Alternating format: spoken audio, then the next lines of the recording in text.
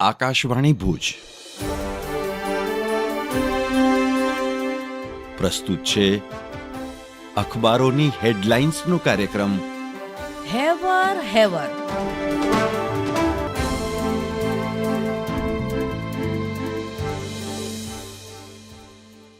નમસ્કાર, હું જયેશ રાવલ. કચ્છ મિત્રના પહેલા પાનાની હેડલાઇન છે, હવે જીપીએસથી કપાશે વાહનનો ટોલ ટેક્સ. 20 કિલોમીટર સુધીના પ્રવાસ પર કોઈ ફી નહીં. સરકારે નવી સુવિધાને આપી મંજૂરી. જો કે ફાસ્ટેગ પણ રહેશે જારી. કચ્છ મિત્રના છેલ્લા પાને લખપતના સમાચાર. લખપતના ભેદી તાવનો ભેદ અકબંધ, વધુ 2 મોત. મંગળવારે દયાપર સામૂહિક આરોગ્ય કેન્દ્રમાં 177 દર્દીએ સારવાર લીધી. ભારામાંડની મહિલા તથા બાળકનું ભુજની હોસ્પિટલમાં મોત. દિવસો થઈ ગયા છતાં હજુ પૂનાથી હેવાલ નથી આવ્યા. કચ્છ મિત્રના છેલ્લા પાને બીજા એક સમાચાર છે. મેઘપર બોરીચી પાસે ઇલેક્ટ્રોનિક કંપની ભીષણ આગની લપેટમાં. જીનસ કંપનીમાં સવારે લાગેલી આગ મોડે સુધી ચાલુ રહી. 600 થી 700 શ્રમિકે જીવ બચાવવા દોટ મૂકી. ટીવી વિભાગમાં લાગેલી આગ અન્ય વિભાગમાં પ્રસરી. 2.5 થી 3 લાખ ટીવી 5 શેડમાં રખાયા હતા. દિવાલ તોડી ગૌવંશને બચાવાયા.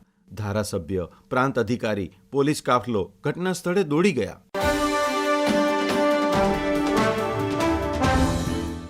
હું ચિત્રા ચૌધરી. દિવ્ય ભાસ્કરના પહેલા પાને હેડલાઇન છે, મણિપુર ભડકે બળ્યું, વિદ્યાર્થીઓના હિંસક દેખાવો, 60 ઘવાયા, ઇમ્ફાલમાં કરફ્યુ, નેટ બંધ. 6 માગણી મુદ્દે 24 કલાકનું અલ્ટિમેટમ પૂરું થતાં જ સુરક્ષા દળો પર વિદ્યાર્થીઓ તૂટી પડ્યા. દિવ્ય ભાસ્કરના ભુજ ફ્રન્ટ પેજ પર હેડલાઇન છે, શાળા કોલેજોમાં ડ્રગ્સ અવેરનેસ અને સાયબર સિક્યોરિટી માટે યુનિવર્સિટીએ કર્યા memorandum of understanding. International police forum સાથે મળી જાગૃતિ ફેલાવાશે. દિવ્ય ભાસ્કરના છેલ્લા પાને વધુ એક હેડલાઇનમાં, વરસાદ બાદ સમગ્ર કચ્છમાં રોગચાળો ફેલાયો. વાયરલ ફીવરની ઓપીડીમાં બમણો ઉછાળો. ગામે ગામ બીમારીના ખાટલા. તાવ આવે તો હળવાશથી ન લેવા અપીલ. જિલ્લામાં સરકારી ખાનગી દવાખાનામાં દૈનિક 5000 થી વધુ દર્દીઓ સારવાર માટે આવી રહ્યા છે.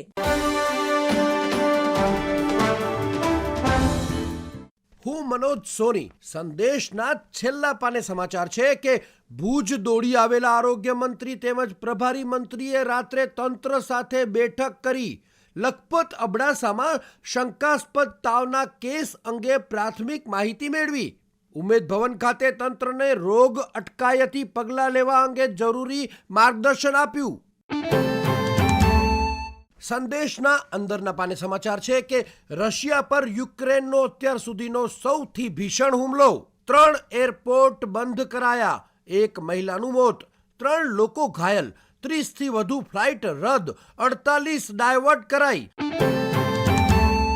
સંદેશના અંદરના પાને સમાચાર છે કે કચ્છમાં ખેતીવાડી વિભાગ દ્વારા 10 દિવસમાં 25% નુકસાનીનો સર્વે.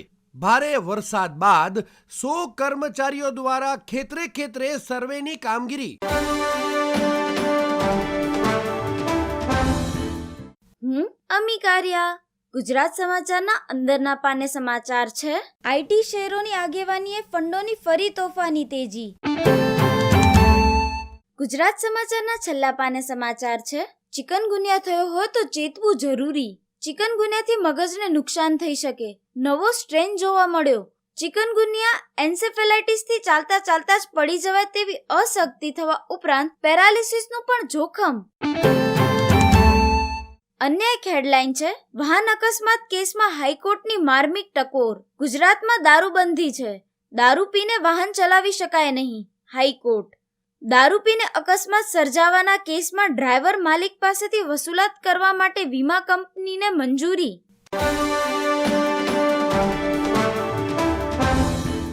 હું નીરજ મચ્છર. ટાઈમ્સ એન્ટરટેનમેન્ટના સમાચાર. દીપિકા પાદુકોણ બની માતા. ફેબ્રુઆરી મહિનામાં દીપિકા પાદુકોણે પ્રેગ્નન્સીના સમાચાર શેર કર્યા. ત્યારથી જ ચર્ચામાં હતી. તેણે સોશિયલ મીડિયા પર બેબી બમ્પના ફોટો પણ શેર કર્યા હતા. ગણેશ ચતુર્થીના બીજા દિવસે દીપિકા પાદુકોણ અને રણવીર સિંહ સુંદર દીકરીને જન્મ આપી બન્યા માતા પિતા. નવજાત શિશુને મળવા મુકેશ અંબાણીએ પોતાના કાફલા સાથે લીધી ખાસ મુલાકાત. પાવર દંપતીએ તાજેતરમાં આનંદના તેમના નાના બંડલનું સ્વાગત કર્યું અને મુકેશ અંબાણીના હાવભાવથી ચાહકો આશ્ચર્યચકિત થઈ ગયા. અબજોપતિએ તેમના વ્યસ્ત શિડ્યુલમાંથી સમય કાઢ્યો અને બંનેને અંગત રીતે અભિનંદન આપ્યા. સાથે જ તેમના પરિવારના સૌથી નવા સભ્ય પર પ્રેમ વરસાવ્યો. હવે ટૂંક સમયમાં દીપિકા રોહિત શેટ્ટીના નિર્દેશનમાં બની રહેલી ફિલ્મ સિંઘમ અગેનમાં લેડી કોપની ભૂમિકા નિભાવતી જોવા મળશે. આ ફિલ્મમાં રણવીર સિંહ, અજય દેવગન, કરીના કપૂર ખાન, અર્જુન કપૂર અને જેકી શ્રોફ પણ છે.